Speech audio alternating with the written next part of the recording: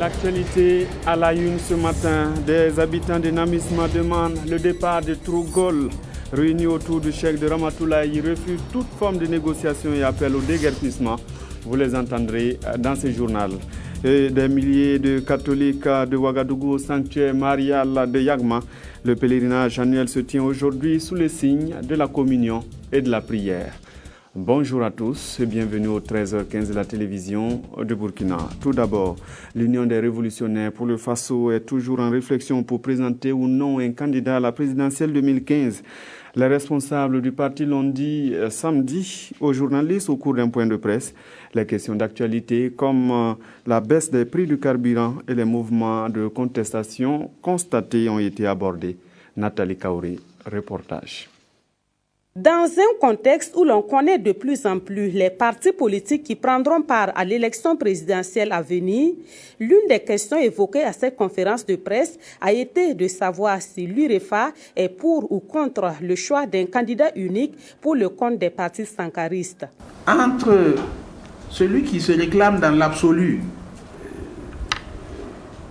d'être un sankariste et qui ne respecte pas les valeurs sankaristes, et un autre qui ne se proclame pas sankariste, mais qui agit en mettant en valeur ces valeurs sankaristes-là. Vous allez choisir qui? Nous allons bientôt réfléchir à ces questions. En ce qui concerne la candidature des militaires contre laquelle certaines voix s'élèvent, l'UREFA invite à respecter les principes de démocratie. Si les gens estiment que le militaire n'est pas un citoyen comme un autre, bon, soit, ça se verra dans le vote. Préférez-vous un civil qui n'a pas le sens du bien public, qui n'a pas le sens des attentes du peuple, à un militaire qui se sacrifie pour son peuple? La transition est caractérisée par des mouvements de contestation dans certaines administrations. Pour l'UREFA, ces mouvements permettent au pouvoir de connaître les inquiétudes des populations et d'y apporter des corrections. L'image du Conseil national de la transition a été écorchée par l'affaire des émoluments des députés.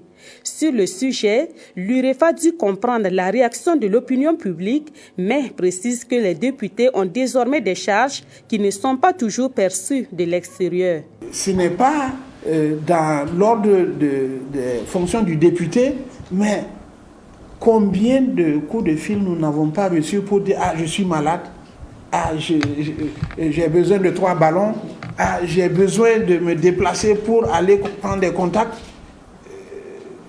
Ce n'est pas dans l'ordre du député, mais il y a un certain nombre de réalités. Sur la baisse du prix du carburant, l'UREFA comprend les justifications fournies par le gouvernement. Mais il pourrait donner sa voix pour une réduction plus significative au cas où un projet de loi serait soumis au CNT sur le sujet. Hier aussi, l'Organisation pour la démocratie et le travail a dit merci à ses nouveaux adhérents. C'était à l'arrondissement 4 où partisans et sympathisants étaient en rassemblement. Claudine Bikaba. Le parti de l'Organisation pour la démocratie et le travail ODT, tout comme les autres partis politiques, prépare les prochaines échéances électorales. Et pour baliser le terrain, les militants et sympathisants du parti ont répondu à l'appel de l'ODT. Un rassemblement dont l'élément principal a été le discours du secrétaire général de la section provinciale du Kadiogo. Un discours où il n'a pas été occulté de remercier tous les adhérents au parti pour le soutien dont ils ont fait preuve le 24 février 2014 lors de la reprise des élections municipales dans l'arrondissement numéro 4 de Ouagadougou. Des élections qui ont porté Anatole Bonkungu à la tête de la mairie. Le parti apprécie à sa juste valeur votre travail du 23 février 2014 et vous rend un vibrant hommage. Vous avez cru en l'honneur, à la justice et à la dignité. Merci aux anciens, merci aux femmes, merci aux jeunes, merci à vous tous. Travaillons, chers camarades, car politique ou pas politique, nous devons rester ensemble. Il a aussi parlé de paix et de cohésion sociale, socle sur lequel il entend avec le peuple remporter des victoires. Les excuses des démarcheurs aux magistrats après une rencontre avec le secrétaire général du ministère de la Justice. Pour l'instant, les activités restent suspendues dans les juridictions depuis le 27 janvier. Un magistrat avait été agressé par des démarcheurs en colère. Amandine Lalsaga. Dans le conflit qui oppose les magistrats aux démarcheurs et qui a provoqué la suspension des activités juridictionnelles depuis le 27 janvier 2015, les mises en cause souhaitent que les hommes de loi enterrent la hache de guerre. Le message à passer, c'est de demander la clémence de la justice burkinabé pour l'acte posé à l'encontre du juge Kétin Rwamba.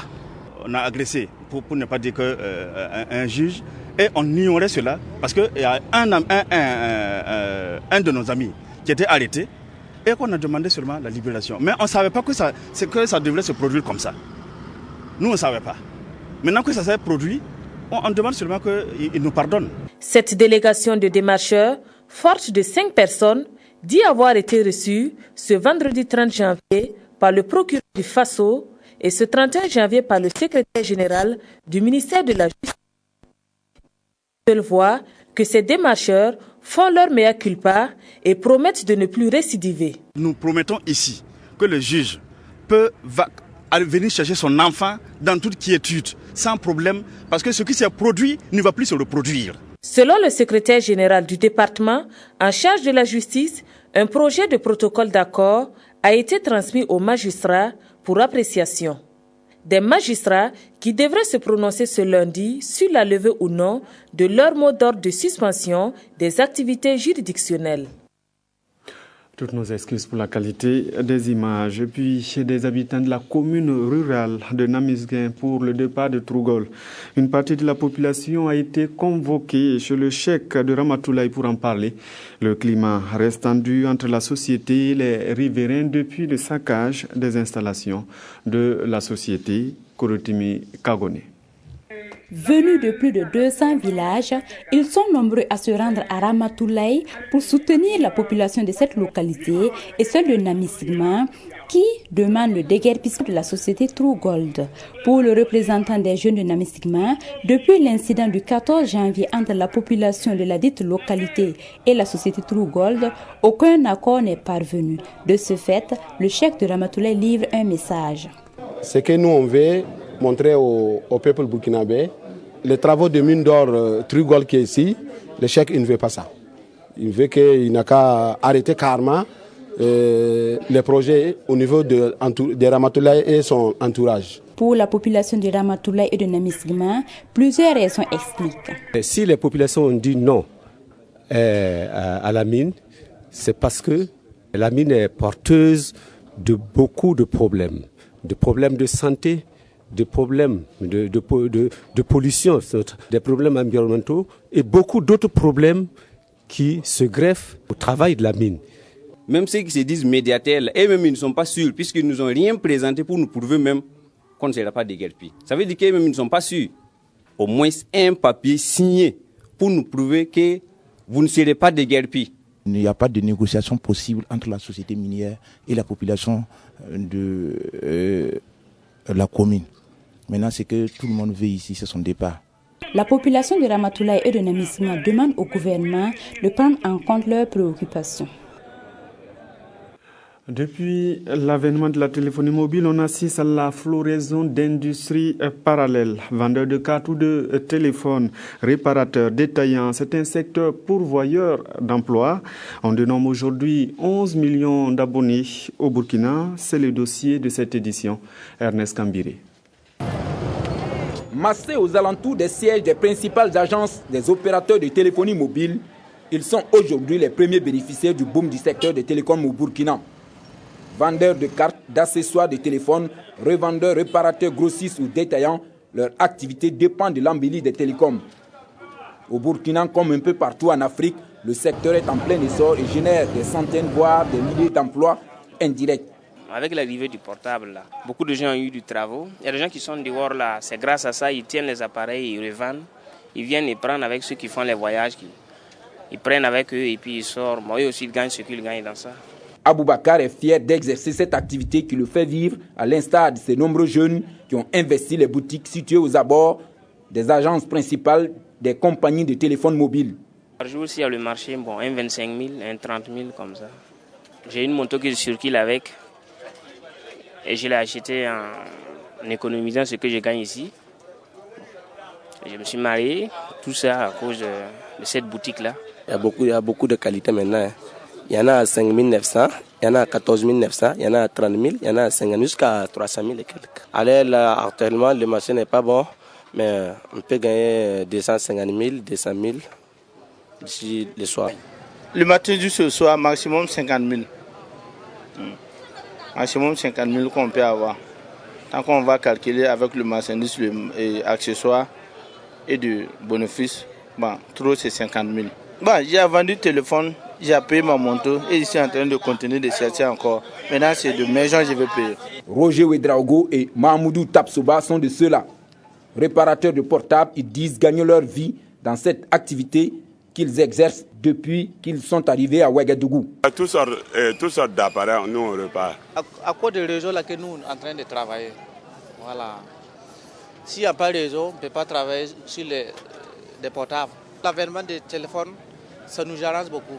Les propos de Roger illustrent le côté positif de l'activité. Ici, devant le siège de la compagnie de téléphonie Télécel, la place grouille du monde. L'ambiance est électrique.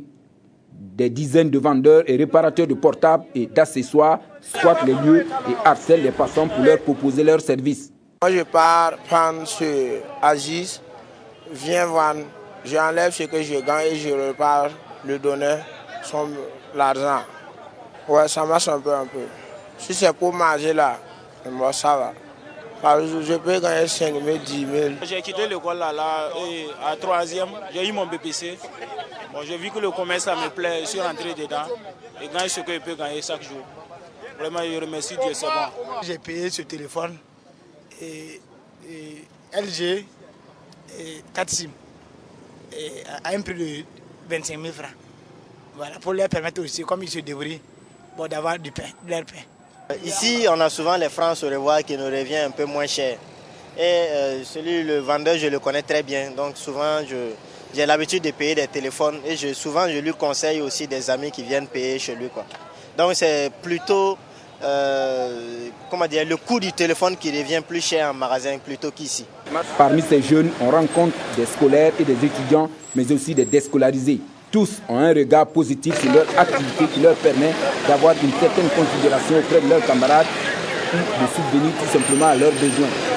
Seul problème pour les passants et leur clientèle, ils occupent par moments la voie publique au risque de leur vie. J'apprécie leur courage, seulement que souvent ils gênent la circulation. Mais bon, en tant que Burkinabé, et puis vu le problème du chômage qui se pose avec acuité, donc bon, je comprends. En tout cas, aisément quand même ce qu'ils font. Tu vas connaître le nombre de personnes qui travaillent ici, c'est beaucoup quoi. Voilà, ça permet aux jeunes de gagner un peu, même si ce n'est pas du boulot, pour l'entendant, tu peux gagner quelque chose quoi, en attendant le boulot que Dieu va te donner.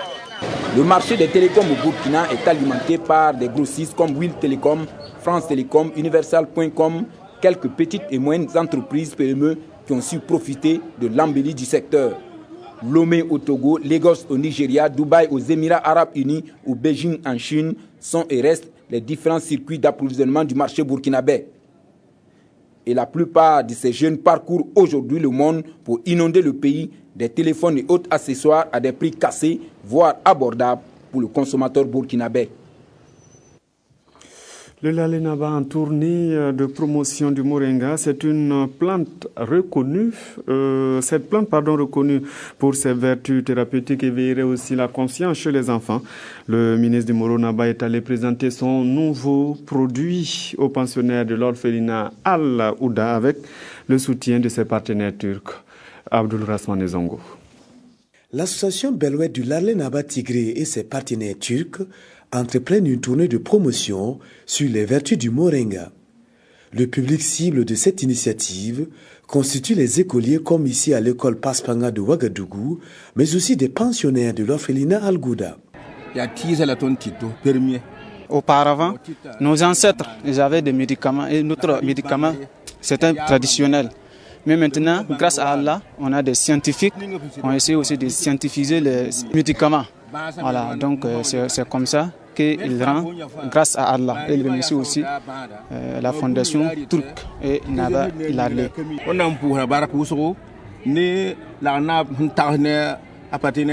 Par tous les initiateurs de la tournée, censés toucher près de 70 écoles et orphelinats, ont vanté les atouts du moringa et remis quelques poudres de la dite plante et autres présents aux responsables et enfants. La poudre du moringa a été vraiment analysée par des scientifiques de la médecine et elle a beaucoup de vertus nutritives et surtout elle éveille le psychique des enfants et elle consolide aussi la santé des adultes. Elle règle aussi de nombreuses questions de la femme. C'était un projet qui a été mis en place en partenariat de la TICA et l'association Belvit. En tant que TICA, nous avons fait les dons de semences pour la plantation de à peu près 100 000 arbres de moringa. Le Lalé Naba Tigré, longtemps connu dans le domaine agricole pour la promotion du jatropha, élargit aujourd'hui son champ d'intervention à la plante vertueuse appelée moringa. Pour les fidèles catholiques de Ouagadougou, c'est aujourd'hui le grand rendez-vous annuel pour le pèlerinage de Yagma. Dès 3 heures, les chrétiens étaient dans les paroisses pour le départ au sanctuaire. Famille chrétienne, sois fidèle à la communion fraternelle et à la prière, c'est le thème cette année. Marguerite Douaniou. –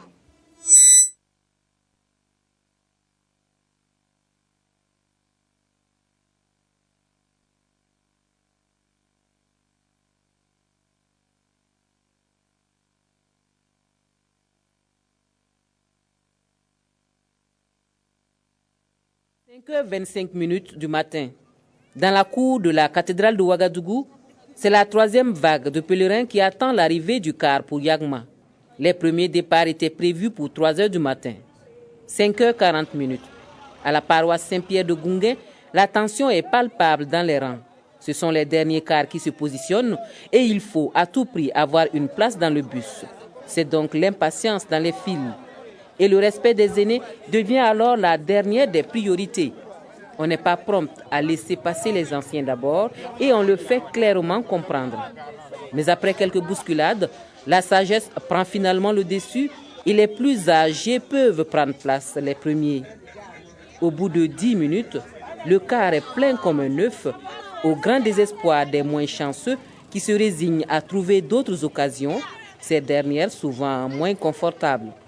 Car ces transporteurs d'un jour ne veulent rater sous aucun prétexte cette occasion en or pour se faire quelques sous. 6 heures, à la paroisse Notre-Dame de Kologunaba, les derniers fidèles se contentent d'attendre les cars au bord de la route. Car le pèlerinage est un moment privilégié pour le fidèle catholique. En allant à Yagma, non seulement on part pour aller prier pour nous, pour aller prier pour les autres, et pour aller prier encore pour notre pays qui a besoin de la paix et de la stabilité. 7 heures, nous arrivons à Yagma.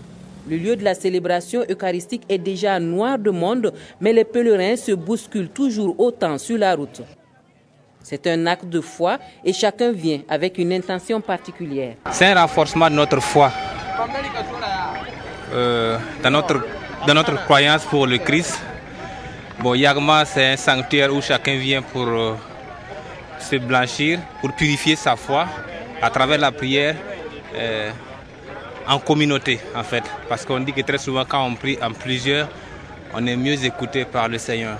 À Yagma, on vient prier la Sainte Vierge, demander son secours, sa bénédiction, sa protection maternelle, et puis ensuite demander tout ce qu'elle peut nous donner. C'est elle qui connaît ce que nous voulons. Le pèlerinage 2015 à Yagma est dédié à la famille et cela interpelle plus d'un chrétien. Mais au-delà de toutes ces intentions, les pèlerins sont unanimes que cette année, la prière au sanctuaire marial de Yagma est une action de grâce à Dieu pour la paix au Burkina Faso après les événements de fin octobre 2014. On ne finira pas de rendre grâce à Dieu pour nous avoir sauvés de ce qu'on craignait surtout. On n'imaginait pas que vraiment ce dénouement allait être aussi facile. Bon, c'est vrai, on a perdu des vies, mais on se dit que ça pouvait être pire que ce qu'on a vécu. Donc pour cette raison, on va unir les cœurs et prier encore, remercier encore le Dieu pour qu'il nous garde dans la paix. Parce que sans la paix, on ne peut rien bâtir. C'est le cardinal Philippe Ouedraogo qui va présider la célébration eucharistique. Mais avant, il a voulu présenter la basilique Notre-Dame de Yagma à son hôte, l'envoyé spécial du pape François, Monseigneur Angelo Berkiou, présent au Burkina Faso dans le cadre de l'inauguration de l'Annonciature, est venu communier avec l'église famille du Burkina à cet important moment religieux. Parlons culture à présent et la musique. Amnesroum Kouani entre dans le cercle des artistes musiciens burkinabés. Il vient de présenter son premier album. Son album s'appelle Zoukbor. Il a 6 titres et entièrement enregistré au Burkina et au Togo. Il a été présenté aux journalistes. Les mélomanes pourront apprécier les explications de Amandine Lalsaga qui était à la rencontre. Suivons plutôt. Zoukbor, le tout premier album de Amestron Kwame, est un mélange de zouk et de taki borosé.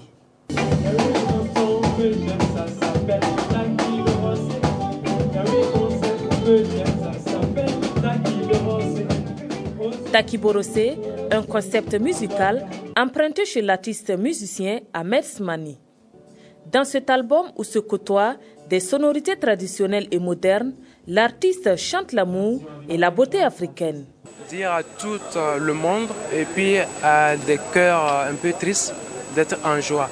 Mon message, c'est de faire abaisser le cœur et de faire vivre les amoureux. Zoukbor, c'est le titre phare de cet album qui comporte au total 6 titres.